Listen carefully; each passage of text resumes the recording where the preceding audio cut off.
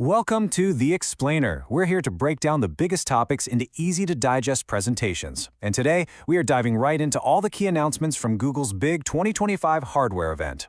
So, Google framed their entire presentation around this one central question. And it really tells you that the star of the show isn't just some shiny new hardware, It's really about a whole new level of proactive AI. Okay, let's get into it. All right, first up, the hardware. And Google came out swinging with a refreshed lineup. We've got the Pixel 10, the Pixel 10 Pro, a new larger Pro XL model, and a totally redesigned foldable phone. So here's a quick peek at the main lineup. The standard Pixel 10 is getting a huge camera upgrade with its first ever 5x telephoto lens. That's a really big deal for the base model.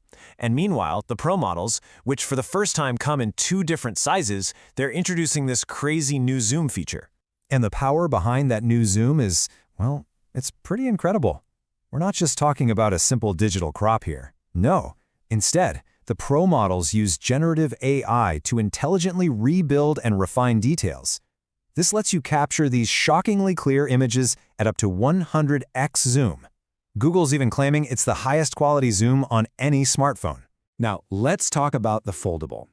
Google's calling the Pixel 10 Pro Fold its most durable foldable phone ever, and it's all thanks to some pretty major hardware improvements. It's got a stronger, new gearless hinge and an aerospace-grade aluminum body. It also gets an IP68 rating for water and dust resistance, which, by the way, is a first for a foldable device.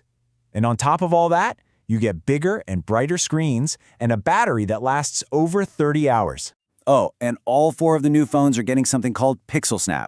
Now, this is Google's version of a magnetic system, but what's really important is that it supports the universal Qi 2 wireless charging standard. So that means it's going to work with a growing ecosystem of chargers and accessories, not just the ones Google makes. Okay, let's move from the phone to the wrist and see how this all connects. Google also announced the Pixel Watch 4, and it got a really significant redesign, plus some features that are first for the industry. So the key takeaways here are a completely new, physically curved display that gives it this cool edgeless look, much longer battery life, we're talking up to 40 hours, and, for the first time ever in a smartwatch, satellite connectivity for emergencies. It's also packed with a new processor and new AI health features, like an on-wrist coach and hands-free Gemini access just by raising your wrist. All right, moving on to audio. Now, the Pixel Buds Pro 2 aren't getting new hardware this year, but a major software update is about to make them a whole lot smarter by bringing in some really clever new AI-powered abilities. So, besides just a new moonstone color, the real upgrades are all in the software. Adaptive audio will now intelligently adjust to your surroundings, and loud noise protection acts like a safeguard for your hearing. But the coolest update might be this. You'll soon be able to answer or dismiss calls just by nodding or shaking your head. No hands required. So we've seen all the new hardware, but the real story that Google is trying to tell is about the intelligence inside all of it. And this is all powered by a brand new chip and a whole suite of AI features that they're calling the Gemini experience. At the very heart of everything is the new Tensor G5 chip.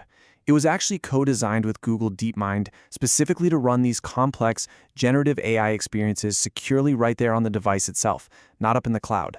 And that's absolutely key for both speed and privacy.